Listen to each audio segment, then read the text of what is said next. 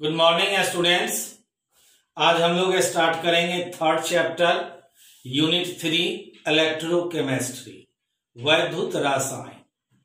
पहले ये जाने इलेक्ट्रोकेमिस्ट्री का मीनिंग क्या होता है। इलेक्ट्रोकेमिस्ट्री साइंस का वह ब्रांच है जिसके अंतर्गत अध्ययन किया जाता है inter conversion of chemical energy into electrical energy.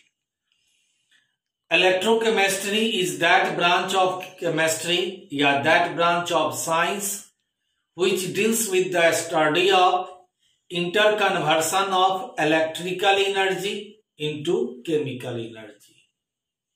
Electrochemistry विज्ञान की वह शाखा है जिसके अंतर्गत अध्ययन किया जाता है रासायनिक ऊर्जा को जब रूपांतरण किया जाए इलेक्ट्रिकल एनर्जी में, विद्युतीय ऊर्जा में, और इलेक्ट्रिकल एनर्जी को कन्वर्ट किया जाए केमिकल एनर्जी में, रासायनिक ऊर्जा में। यह इंटर कन्वर्सन इलेक्ट्रोकेमिस्ट्री कहलाता है। फिर समझिए यहां पर, तो आज हम लोग स्टार्ट करेंगे थर्ड चैप्टर इलेक्ट्रोकेमिस्ट्री वैद्युत रसायन। तो पहले ये जाने इलेक्ट्रोकेमिस्ट्री का मीनिंग क्या होता है। इलेक्ट्रोकेमिस्ट्री दो वर्ड से बना है, इलेक्ट्रिसिटी प्लस केमिस्ट्री, अर्थात chemistry involving electricity is called electrochemistry. Chemistry जो शामिल होता है इलेक्ट्रिसिटी में, इलेक्ट्रिसिटी से रिलेटेड रसायन विज्ञान को वैद्युत रसायन कहते हैं। दूसरे शब्दों में chemical reactions involving electricity is called electrochemistry। Electricity में जो केमिकल रिएक्शन रासायनिक अभिक्रियाएं, वह केमिकल रिएक्शन जो इलेक्ट्रिसिटी से संबंधित होगा, जिसके कारण इलेक्ट्रिसिटी उत्पन्न होगा, वह केमिकल रिएक्शन का स्टडी इलेक्ट्रोकेमिस्ट्री कहलाता है। या कहें electrochemical reactions are called electrochemistry. Chemical energy का कन्वर्सन होता है इलेक्ट्रिकल एनर्जी में, रासायनिक ऊर्जा का रूपांतरण होता है वैद्युत ऊर्जा में, या फिर इलेक्ट्रिकल एनर्जी का कन्वर्सन होता है केमिकल एनर्जी में। यह इंटर कन्वर्सन, यह रूपांतरण इलेक्ट्रोकेमिस्ट्री कहलाता है। तो इलेक्ट्रोकेमिस्ट्री क्या है। Electrochemistry is that branch of science.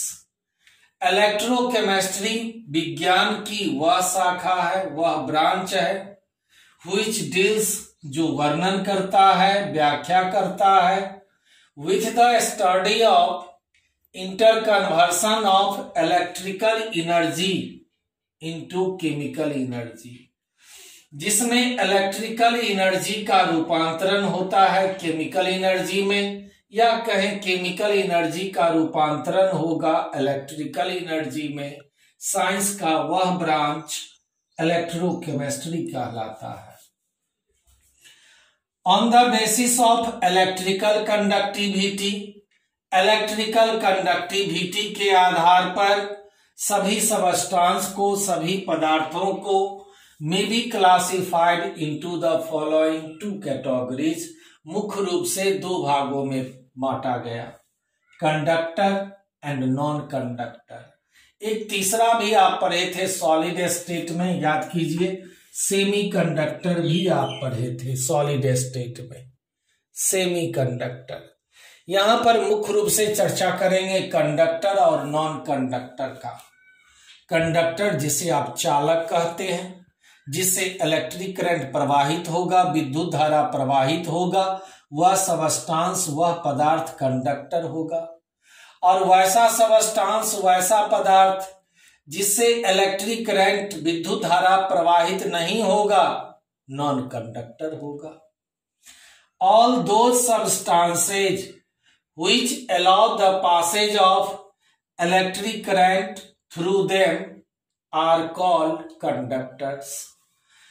All the substances, वे सभी पदार्थ, which allow the passage of electric current, जो इलेक्ट्रिक करंट विद्युत धारा को प्रवाहित होने देता है, थ्रू देम अपने से होकर जो इलेक्ट्रिक करंट को प्रवाहित होने देगा वह कंडक्टर कहलाएगा। और बेस्ट कंडक्टर होता है मेटल, धातु।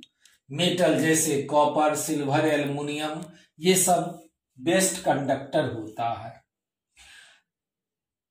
दो substances which don't allow the passage of electric current through them are called non-conductor।